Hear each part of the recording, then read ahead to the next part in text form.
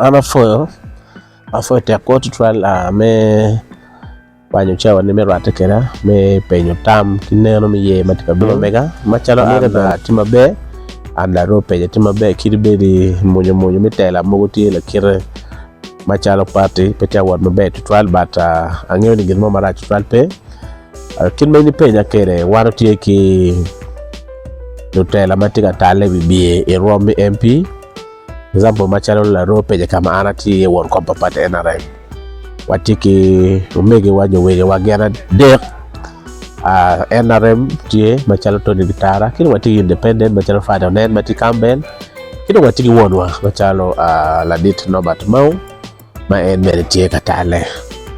che wan machalo NRM kachel ki DP unugeyo ni wati katit kachel ma kini wala dilo mamegwa wajo ni en bere ya ki DP ke bire chango NRM and ka eni pere i DP che DP pe bere tek ba era ti wor ka cher kere ti wor gini mawni so do DP ti mabe ti ala tamani biro pa maw ka chu pe poto cher pian pen cher mi Uganda o mi okara mi ye ma bich ka ma bich tum dar ye ka ti mabe ki duo ka pe ti mabe mo ke lawngat mo kene ti bachalo an won kom e ka mi primary arbe gariyo ki Tony Gitara we oka primary pio na nero ni rombe nga mabe kache wana twaka majalo party but mado ngi kom election ki ko biru won wa pien mo biru lo chala won wa dara ma wana no che eno fonyo wa kemi politics so mama o anan kerwa pin bon ma chala won ko party cha wa ni an ba chala won ko party ticha mi chato lo chu batiga biru bol kui kidma DP gitika tiki NRM ka chele an ka chero ka chwaka mau na ne pato chek che anero ki wang batut pien waberu ki what a president waberu ka what not Uganda so ba president biru waberu ki tabli president robo rata kilo chat will mamegwa kidong lo tela papati olo igerele mamega piano ti korele ne akila mo biru ka tiero watawo ni duwo ni rwata kedwa kiba jui ka campaign team mara wen rwata ke president barracks bar watawo ni en bolwa kidong mogo communication be pe be ba en bo ko ni ang ma wan bela wachune wera da mo biru ba chalo won ba chalo medwa ba tie 11 be minister ologo kila dilo chela dilo to ni ang ma ba wajo yan ma chel ba witigo lo biashara me gulu tero gi sorote karwata ki president e odo yomu chunya da onyuru ker pa mao because ine nero kumendo biashara wa petika no kitia lok ni gipe ka mako chilo biashara ma megwa mi biro choke gamente pien we gamente ukoji mira no ngat mo pe beti kienwa kilo chama megwa ke gamente so kumbetika ine nero mao tika kupu wat kilo biashara ke gamente pien ka ine nere lao sama mo lagi ubero jomadiru ipati ministers ber madung kuno ikubulu biashara melao kumedi gigamo jibe direct Dubai baki gamo jibe I will mabe baka go biru charo kile mo goba mabe because now lo charo will mabod wakaji kumedi gamo jibe Kampala kan mambo goba mo pay and the quality jibe kile be peti mabejo chi wana de aleko ni lero mabo na biter lo biashara Kampala hotel lo biashara bo president uyo mo chuja tutwal pien ka inero president to check me 10 billion first time anabere NRM almost 30 years pite nero mo magitelo biashara pite nero mo magiyili ko kub actually ki gamente pien wana bero ka jembe kum gamente pe kar malaj chan bera fo mo to twal biru chako nero pien nero mo te nero mo kwanya chuli ki cham because ka nero ko wati no chan makoy pe er watio ki jemo mo biya wa bet kijema be chalo nyoma tu Kampala kunya era one chantie pien no gap tike ma kido mario wan po mare wana chule po mare alengo ni wachoko mare kama chako telu miteru bod gamente jinmado wadong ki wacho bod ma yeni o wek gamente o mi clearance border kilo char wil ma megwa kongo beta karo la bo chulo tax madon to twan kido ka gen go cha won mi cher ka gam jibe wako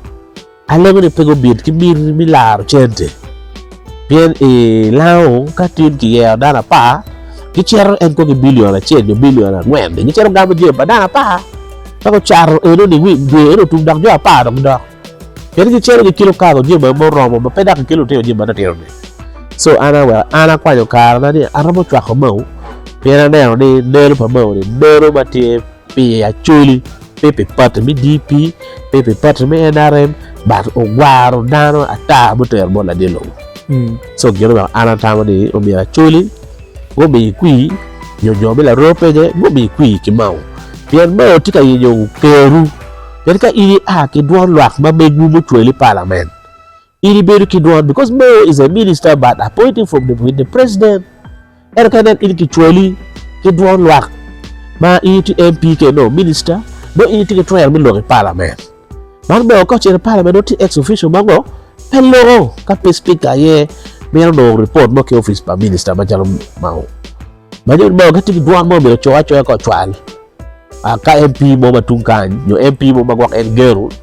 o wat lok pa Mao ero ka Mao aya ka lok te lebe ma ko no ma bedi ma lok gi mo waro ko nya wana chuli ti an ma chal an won ko ba party a we ko me de flag bear ma mega a pe ka wot kere ba be ta wat ke lonen TV television ni ki kwan lok e kom jero tema ki ti ka wat ni jero tema chwala wan wigi komi ario papatin mi chera ka chwa ko Mao jero pe ti nge mi wor do mi chera ka chwa ko Mao ana ya me rupien an bela biashara ana ti politician bala biashara angeo ni gamere bere do ke biashara be gamere wani pe ki chente maromo poko ne ki dano ki doge ero ka gamere no kwa 10 billion mi kilo biashara me igulu city yuru ni do wana mi wane wa me tedi dan chere ero wa ko nya la mi ko wa chewa ana mo ni abelo ko Mao pien ana ka pas ne eri tyero na ko mai ot dong kono no au chobo ni ma chalo party NRM piana ngeo ni flag bearer pa party NRM tie ipeke la ro kidong bene flag bearer pa DP tie bene ba dege na yibi eno ni ngomo mero gati ma chalo won ko mai noni wek lok mogo manu dano logo la bon cha den mogo ata tai campaign yu bit kakati wek ni jwaje mego ni duju ya nge be ma chel e Uganda ke waje democracy ili tiki twero ni bata ma chalo wan wi ko papate wanero ni la yibi badege o mero ki twal mapenduzi ka uno nero mapenduzi ti gulu kai anyim pa mapenduzi tie cho ana nero ni mapenduzi umere kichwal kidong ukwa mea pien ka ini nero i council chala rope ya wana go choro 4 billion me la rope ya kiken so ka ini nero kumbedi level me revenue mu aki igulu ba mi food city marangwe and ken wati around 7 billion ba ka ina la yibi bade ala roma wa choko so gulu ko be kama gulu o iye Uganda na bario banyu ka data wa ko PTU chilo dar pegeo dar pe igulu city ki kemme amatigi ngech igulu city ki kemme amatigi lobbying capacity because ko be ka ina program ko tiba bejo October phase okay first time Uganda Gulu City parliament Uganda obini Gulu City kiken Uganda pergio nero kita Gulu tikwere na kubede ko lobby lombe ngona biange pala yaka donc mara ni no aba track yo level mamete diang doya de roje ibasin cardo yange okay men do gemo ko do lobby tikeli Gulu City so ki wek la ko den weta paloti en mo ade ti abina na pe ne amer be me be po be do ko mo wang yet ka mo dana mer ka dana ma danga ta cholo po o ko dana ma logo bot o ko dana ma tigi plan o ko dana ma tigi nge bat pe ka chen mo be ko o ko be ka oro lo tero ki kienwa bitero condolence message ma mega miliel ka chel ki support en no riega mo wati ke gi NRM gicher gi lago cher mo ko chwele ni cher tum PR dagliel lago ni e cher ba mege makara bo roma bitero gi wen ka balen bo wakai so ana lego la kamu ko bale ye pien balo ko America waje ni go pere pe ke dalo e ka be pero but era bi lo kata ka ter ke wa bara lego do ko Mao kaachiel ki mapinduzi. Koro chieng' gi kaachiel be dongo acholi dongo Gulu City. And mayorship ye nana tata. Ye ngama tigi ngech, ye ngama represent the kara. Because city in mati Gulu ni city pacholi. Pe city pa wan malo Gulu kan, pe city pa jo amor, ba city pa wan acholi ba watie in northern Uganda. So kite ngama rom your presentation mabe, kite ngama ka cherka chung pi city, chung mano pelo kara. Now kawane division pok beru ni ding machalo pa NRM pian ka kit mai wajo kwere mapinduzi kanen tika kan Norbert Mao tikuja nu DP gi NRM wengo winning mabe mea ka tyero chalo wachi ukuano be foot NRM winning. Now division mea wane be DPTA incumbent ila ropeje kidong ben NRM flag bearer tie itunka bene inoni NRM flag bearer bene tie wep enoni wanen manu ngam makay nen ki yero nyo pa joma ini wajo ni ka yero ge beru bene wa hotel sit ne pa parte beru tie do konyo kaka machala chuli poke bi beru ning machala yeno won kom pa party inero makwir manu neno pien lok mu ma chogo dano mai te daro gi winyu we won kom loko ginini kitian lok en ya ma dori lok me division mayors ono furi watia neno ne but machalo daro peje kama anatiye o team Joffrey tigi ngech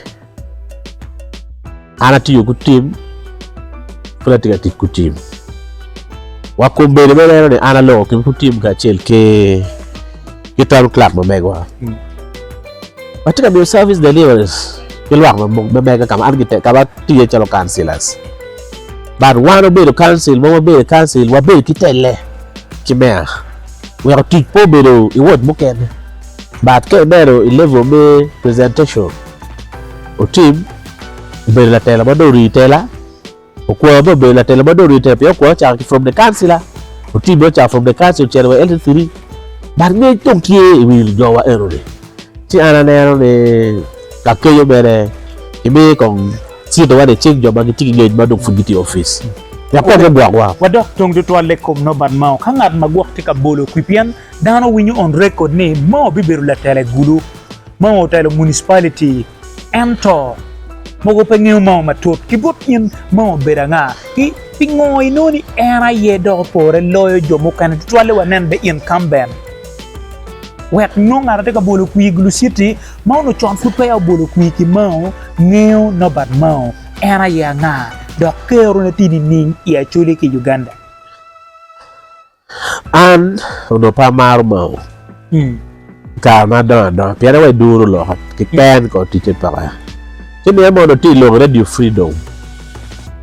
cha go chim ki chim election na mo wona we bo mil ma ti tok ba charging ka kimileta angeo ti eta bel wila libo bija beta char borana mo cha wila eta go chim bo la dite awe mo iri romo dana ko dwi duru lo ko gimo be ji be Gulu kan be peke ma nyuru ni tiu di mo chimo wa ba ga lo ko latin anyi la tite go chim ki la ro kan ana be ra we chini wa yichu mani yu romo wi lo lo ni be po twi wa block achel mo tie ga kan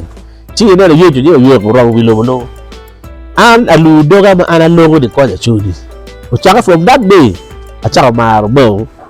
charo dana ma biang ni beru ma jip ba ba charo ne ni bila doje politics no gen ki de leru char wolda